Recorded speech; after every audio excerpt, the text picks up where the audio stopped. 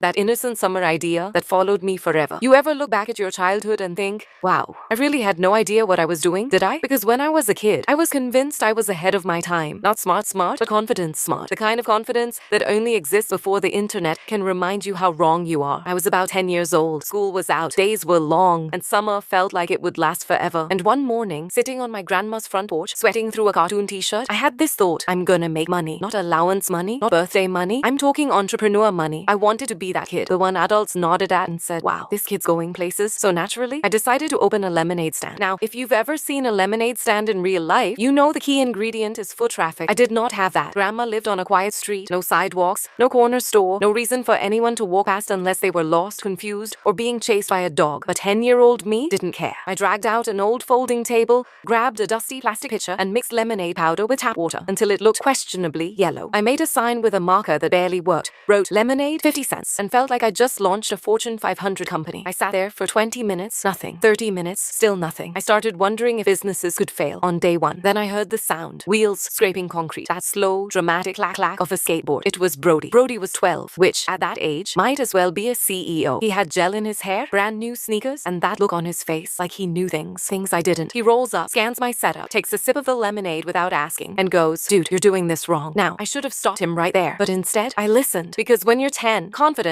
sounds a lot like intelligence. He grabs my sign, scratches out 50 cents, writes $1, and says, you gotta make it premium. Then, he looks around, spots a half-open bag of chocolate chips from inside the house, and says, what if we add these chocolate chips in lemonade? Somewhere in the universe, a chef cried out in pain, but in my brain, it sounded bold, innovative, visionary. So we did it. We dropped chocolate chips into the lemonade. They sank slowly, like they knew they didn't belong, and Brody insisted we taste it. I took a sip. My face froze. My brain shut down. My tongue tried to escape my mouth. It tasted like sour sugar, warm plastic, and disappointment, all fighting each other at the same time. I wanted to spit it out, but Brody was watching, so I swallowed and nodded and said, yeah, that's actually kind of good. That was my first lie as a business owner. 10 minutes later, my cousin walked by. He was older, cooler, and I desperately wanted his approval. I poured him a cup, chocolate chips floating like landmines, handed it over. He took a sip, paused, smiled, and said, yeah, not bad. But his eyes said he would never trust me again. And that was the only sale we made. By the end of the day, the sun was setting. The lemonade was warm. The chocolate chips had melted into something unholy, and Brody had already left, bored. I packed it up, embarrassed, but figured, whatever. It was just a day, except it wasn't, because from that summer on, every family gathering included the same joke. Someone would say, anyone want lemonade? And someone else would respond, only if it's not Johnny's lemonade. People laughed. I laughed too, but always a second late. Years passed. Middle school, high school, college, and somehow, that story survived all of it. It followed me like a nickname I didn't choose, and for a long time, that memory made me cringe, because it reminded me of being wrong, being naive, being laughed at. But here's the twist. The thing I didn't realize until much later. That dumb lemonade stand, it taught me something real. It taught me how easy it is to believe someone confident. It taught me how ideas need testing, not hype. It taught me that failure doesn't show up loud. It shows up quietly and then sticks around. And more than anything, it taught me that trying, even badly, is still better than never setting the table at all. Because yeah, that idea was terrible, but at least I had an idea. At least I tried. And honestly, I'd rather be remembered for bad lemonade than for never pouring a cup. So yeah, that innocent childhood idea came back to haunt me, but it also shaped me way more than I ever expected. And no, I still don't drink lemonade with chocolate chips. Some lessons only need to be learned once.